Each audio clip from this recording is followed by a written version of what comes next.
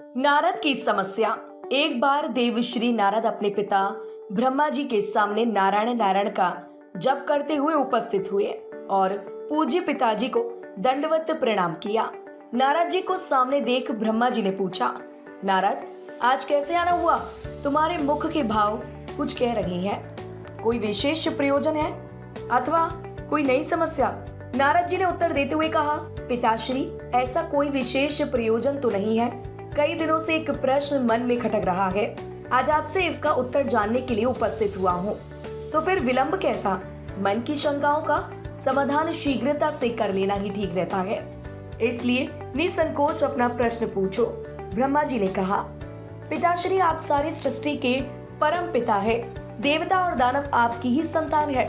भक्ति और ज्ञान में देवता श्रेष्ठ है तो भक्ति तथा तपाचरण में दानव श्रेष्ठ है। परंतु मैं इसी प्रश्न में उलझा हुआ हूँ कि इन दोनों में कौन अधिक श्रेष्ठ है। आपने देवों को स्वर्ग और दानवों को पाताल लोक में जगह दी, ऐसा क्यों?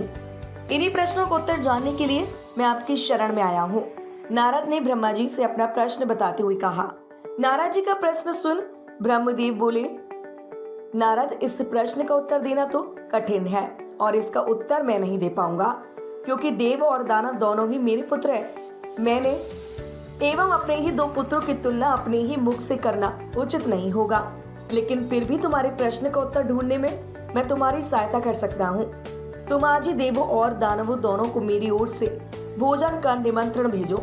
कल ही हम उनके लिए भोज का आयोजन करेंगे और कल ही तुम्हारे प्रश्न कि देव क्यों स्वर्ग लोक में है तथा दानव पाताल लोक में का उत्तर मिल जाएगा। नारद तत्काल ही असुरों और देवों को निमंत्रण दिया है। दूसरे दिन दानव ब्रह्म लोक में भोजन का आनंद लेने के लिए पहुंच गए और उन्होंने पहले पहुंचने के कारण भोजन की पहली शुरुआत खुद से करने के लिए ब्रह्मा जी से आग्रह किया।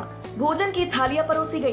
दानव भोजन करने के लिए बैठे। वे भोजन शुरू करने ही वाले थे कि ब्रह्मा जी हाथ में कुछ लकड़ियां लेकर उनके समक्ष उपस्थित हुए और उन्होंने कहा, आज के भोजन की एक छोटी सी शर्त है। मैं यहाँ उपस्थित हर एक अतिथि के दोनों हाथों में इस प्रकार से लकड़ी बांधूंगा कि वो कोने से मुड़ नहीं पाए और इसी स्थिति में सभी को भोजन करना होगा।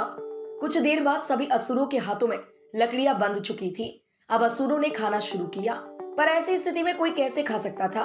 कोई असुर सीधे थाली में मुंह डालकर खाने का प्रयास करने लगा तो कोई भोजन को हवा में उछालकर मुंह में डालने का प्रयत्न करने लगा। दानवों की ऐसी स्थिति देखकर नारद जी अपनी हंसी नहीं रोक पाए।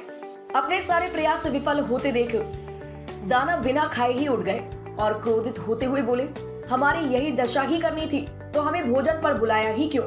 कुछ देर बाद देव भी यहाँ पहुँचने वाले हैं। ऐसी ही लकड़ियां आप उनके हाथों में भी बांधिएगा ताकि हम भी उनकी दुर्दशा का आनंद ले सके।